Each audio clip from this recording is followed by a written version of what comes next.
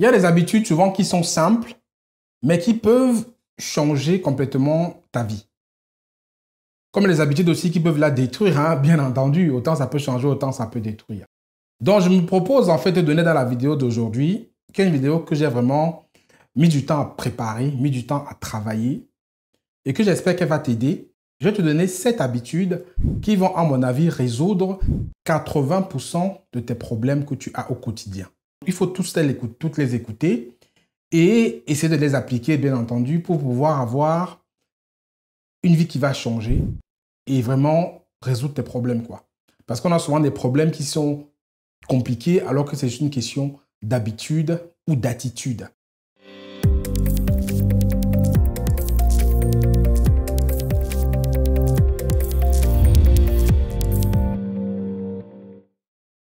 Bonjour à tous, j'espère que vous allez bien. Je suis Franck Kenyé. Aujourd'hui, on va parler des habitudes.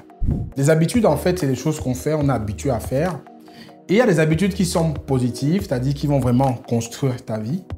Combien d'habitudes qui sont négatives, qui vont au contraire la détruire, parce que tu ne vas pas te rendre compte que ta vie est détruite, quoi. Tu vas justement constater.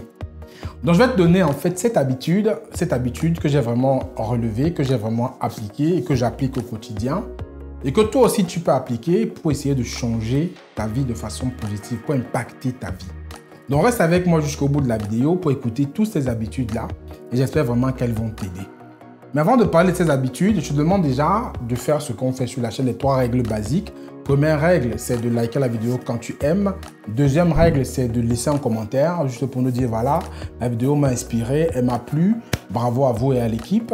Et troisième chose, c'est de partager parce que tu ne sais pas, la vidéo peut impacter quelqu'un quelque part et tu peux rendre service à quelqu'un en lui transférant une vidéo comme celle que je vais faire aujourd'hui et les autres qui sont sur le média. Et c'est la première fois que tu m'écoutes, hein, je t'invite à t'abonner à la chaîne, activer la cloche de notification. Ne le pas aucune vidéo qu'on va publier ici. De télécharger tes cadeaux. Il y a plein de cadeaux qui sont en bas de la vidéo. Tu vas télécharger les cadeaux. Tu choisis celui qui te plaît, tu télécharges.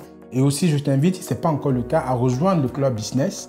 Le Club Business pour aider vraiment les gens à faire du business entre membres de la communauté, pour apprendre les bonnes tactiques, les bonnes techniques. Et dans ce club-là, j'interviens personnellement pour donner vraiment du bon contenu exclusif aux gens qui sont dans ce club privé pour qu'ils puissent vraiment booster leur business, se lancer et développer leur réseau. Donc, maintenant qu'on a dit ça, je vais te donner les habitudes qui vont se résoudre, à mon avis, 80% de tes problèmes. Des habitudes qui sont simples et que tu peux appliquer dès que tu as fini de regarder cette vidéo. La première habitude que tu peux adopter pour résoudre tes problèmes, c'est de prendre soin de ta santé. Ça a l'air anodin comme ça, mais on ne le dira jamais assez. La santé, c'est la clé.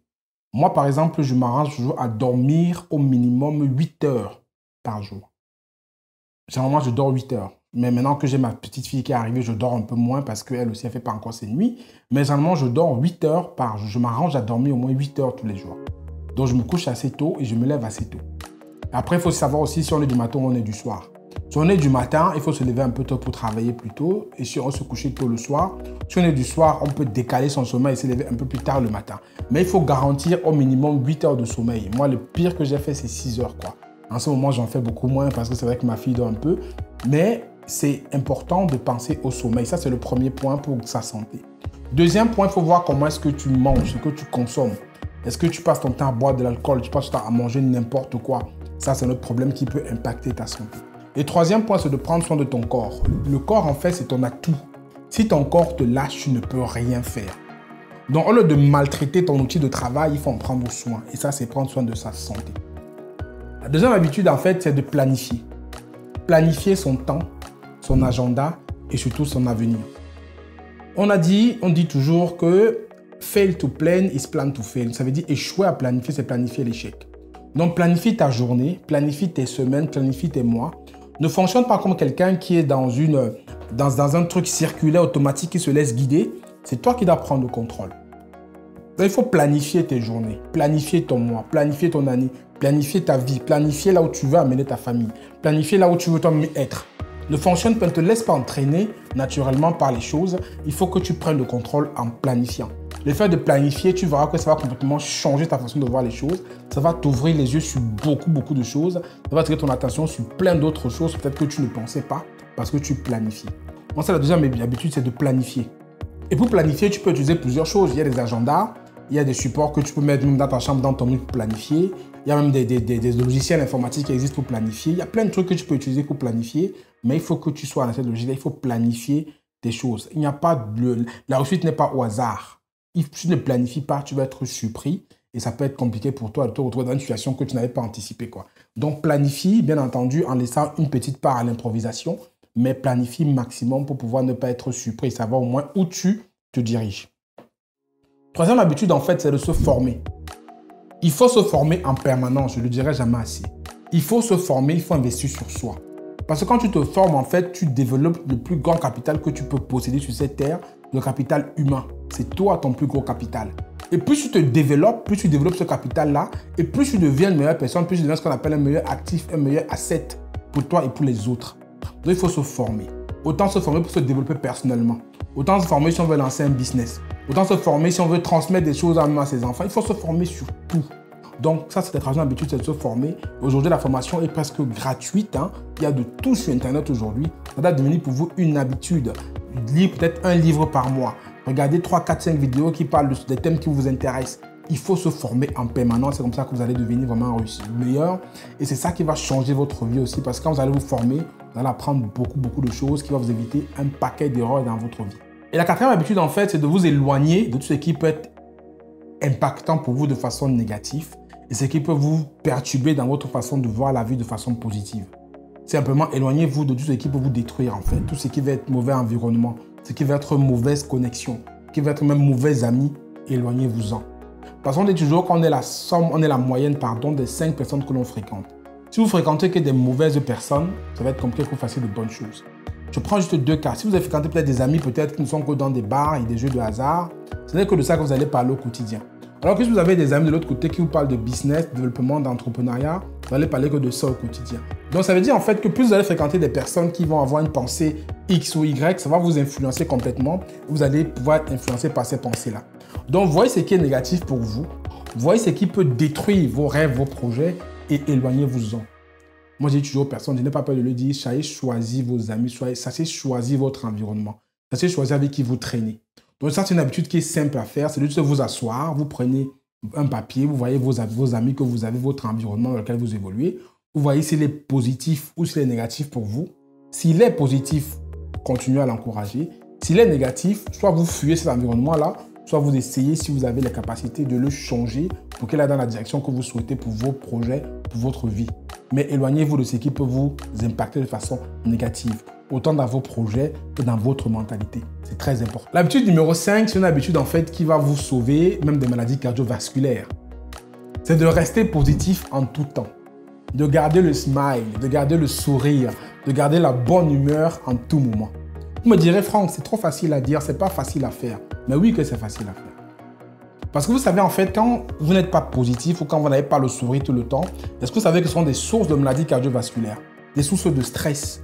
Parce que justement, quand vous allez avoir une attitude qui est négative tout le temps, toujours la face attachée, tout ça, ça va créer des toxines en vous qui peuvent créer des maladies. Donc, soyez positif, soyez souriant, soyez jovial en tout moment. Même si c'est difficile, gardez l'espoir. Dites que le demain sera toujours meilleur. Soyez toujours dans la positive attitude. Ne voyez pas tout en noir. Voyez toujours tout de façon positive. Même si vous avez quelque chose qui ne fonctionne pas, voyez ce que vous pouvez tirer de bien de là. Restez positif en tout temps. C'est très important. Restez positif, restez souriant. Partagez la bonne humeur. Soyez jovial en tout temps. C'est très important. Vous verrez que ça va vous sauver de plusieurs choses. Et ça va même conditionner votre environnement pour qu'ils comprennent en fait que vous êtes quelqu'un de sympa, quelqu'un de jovial. Et ça va attirer beaucoup de choses autour de vous. Donc, restez positif et souriant en tout temps. Une habitude qui ne coûte rien. Un sourire, c'est gratuit. Donc, donnez de sourire quand vous voulez, donnez de la bonne humeur en tout temps. Ça va vous servir. L'habitude numéro 6, c'est d'être déterminé. Il faut toujours, quand vous avez un projet, d'avoir de la détermination. Pas de l'acharnement, attention. Il faut être déterminé parce que vous voulez atteindre un objectif et un but. Il ne faut pas être acharné. Quand on est acharné et qu'on voit peut-être que ça ne va pas fonctionner, on continue à foncer. Ça, c'est de l'acharnement. Il faut être déterminé quand vous voyez vraiment que vous avez quelque chose à faire, mais vous cherchez les moyens pour le faire. La détermination, c'est de rester concentré, de rester sur le chemin de cet objectif sans jamais baisser la garde. Donc, si vous avez un objectif qui est précis, surtout un objectif de projet, un objectif de vie, soyez déterminé à l'accomplir, à le réaliser.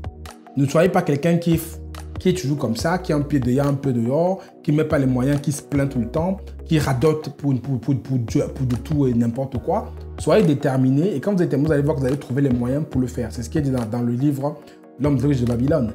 Quand on est déterminé, on trouve les moyens. Soyez déterminé à votre objectif. Si vous avez des dettes aujourd'hui, dites-vous que je dois rembourser mes dettes. Je suis déterminé à le faire. Vous allez trouver les moyens pour rembourser vos dettes. Si vous voulez acheter une nouvelle maison et que vous êtes déterminé à le faire, vous trouverez les moyens pour acheter votre nouvelle maison. Mais si vous n'avez pas la détermination, vous ne trouverez pas les moyens parce que vous allez tomber dans la paresse. Donc, soyez déterminés. Vous verrez qu'après, les moyens vont venir et que vous allez pouvoir réaliser vos rêves. Donc, ça, c'est la 6e habitude, d'être déterminé. La 7e habitude, en fait, c'est la plus importante, c'est de passer à l'action. Il faut passer à l'action tout le temps. Ne soyez pas quelqu'un de parole. Ne soyez pas quelqu'un, comme je dis, ne soyez pas un parleur, un beau parleur. Devenez un faiseur. Passez à l'action. Sans action, il n'y a rien qui va se réaliser. Si vous faites de très belles idées, de très belles pensées, tout ça, et que vous n'êtes pas dans l'action, il n'y a rien qui va se faire. Rien du tout. Donc, et passer à l'action, ce n'est pas compliqué. Passer à l'action, c'est de se lever et de faire. Passer à l'action, c'est de prendre le projet qui est dans le carton depuis longtemps, de le sortir, de l'exécuter. Passer à l'action, c'est de dire peut-être je suis avec ma copine depuis je ne sais pas combien d'années, j'ai prévu de l'épouser, de lui demander en mariage. Passer à l'action, c'est de faire vraiment des choses qui vont aller dans le mouvement. L'action, c'est le mouvement. Ce n'est pas quelqu'un de statique. Soyez quelqu'un dans le mouvement. Vous avez décidé que vous devez changer de travail. Passez à l'action. Faites des CV, en postulez un peu partout. Ne dites pas que je vais changer de travail. Vous êtes dans un travail qui vous énerve, qui ne vous plaît pas, vous restez les bras croisés. On ne viendra pas vous chercher pour vous donner du travail. Il faut postuler, il faut se montrer qu'on est ouvert au travail. Il faut montrer qu'on cherche un nouveau travail, par exemple. Donc, c'est cette action-là qui va vous changer. Et sans passer à l'action, il n'y a rien qui se fait. Et passer à l'action, ça ne coûte, c'est rien. Souvent, on pense que c'est compliqué, mais c'est juste une question de volonté. Ça, c'est la 7e habitude pour moi qui est très importante, c'est de passer à l'action.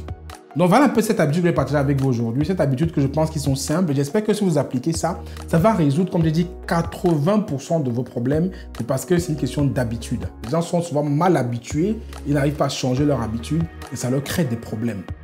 Donc, changez ça. Les 7 habitudes que j'ai données ne sont pas exhaustives. Peut-être qu'il y en a d'autres, des habitudes que vous pensez qu'on peut aussi adopter pour changer son comportement, changer sa vie et réussir ses projets.